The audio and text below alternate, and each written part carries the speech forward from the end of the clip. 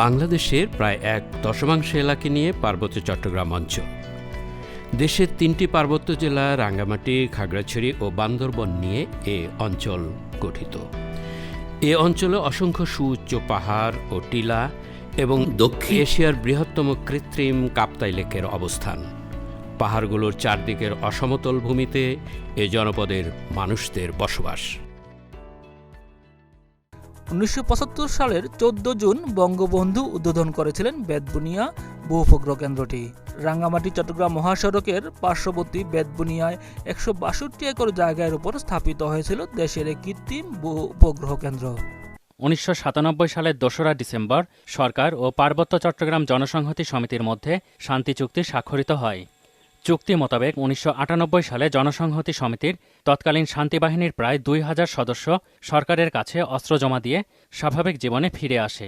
পার্বত্য চট্টগ্রাম অঞ্চলের আর্থসামাজিক অবস্থা পরিবর্তনের জন্য অনন্য প্রতিষ্ঠান 4000তম পাড়া কেন্দ্রের শুভ উদ্বোধন ঘোষণা করছে।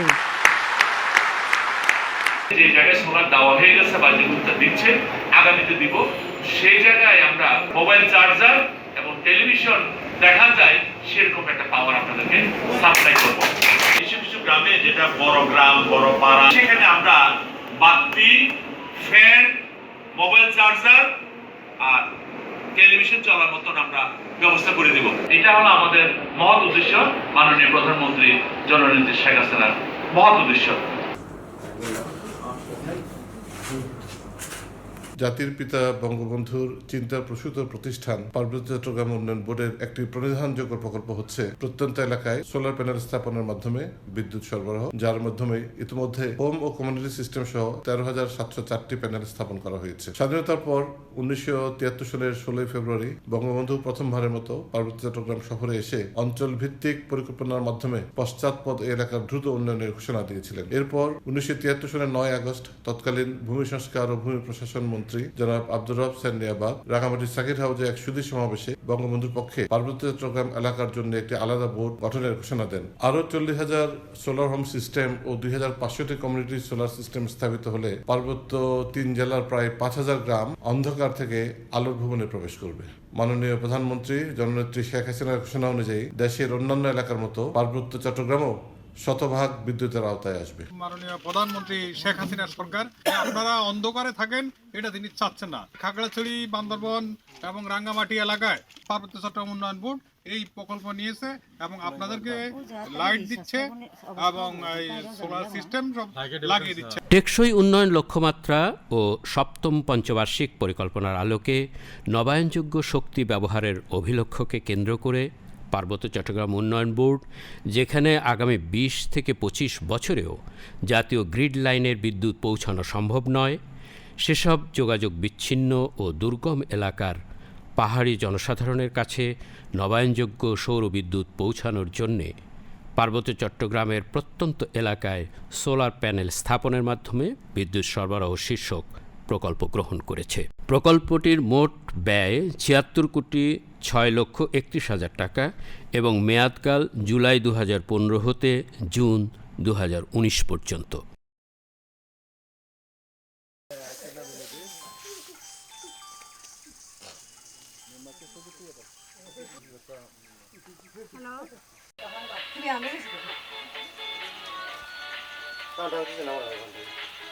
সোলার হোম সিস্টেম সরবরাহের ফলে দুর্গম এলাকার ছাত্রছাত্রীদের রাত্রিকালীন পড়াশোনা ও পরিবারের সক্ষম সদস্যগণের তাঁত বুননসহ কুটির শিল্পজাত সামগ্রী তৈরির কাজে সৌর বিদ্যুতের আলো ব্যবহারের সুযোগ সৃষ্টি হয়েছে।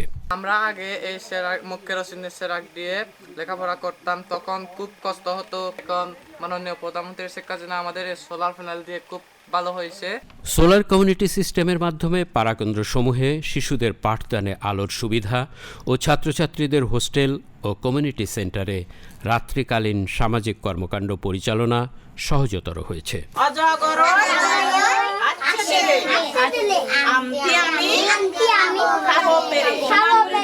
পার্বত্য এলাকায় শতভাগ মানুষকে বিদ্যুৎ সুবিধার আওতায় আনার জন্য সোলার ফটোভোল্টাইক সিস্টেম স্থাপন শীর্ষক অপর একটি প্রকল্প প্রস্তাব করা হয়েছে, যা অনুমোদিত হলে আরও 40,000 সোলার হোম সিস্টেম ও 2500টি সোলার কমিউনিটি সিস্টেম স্থাপন করা যাবে এবং শতভাগ মানুষ বিদ্যুৎ সুবিধার আওতায় আসবে।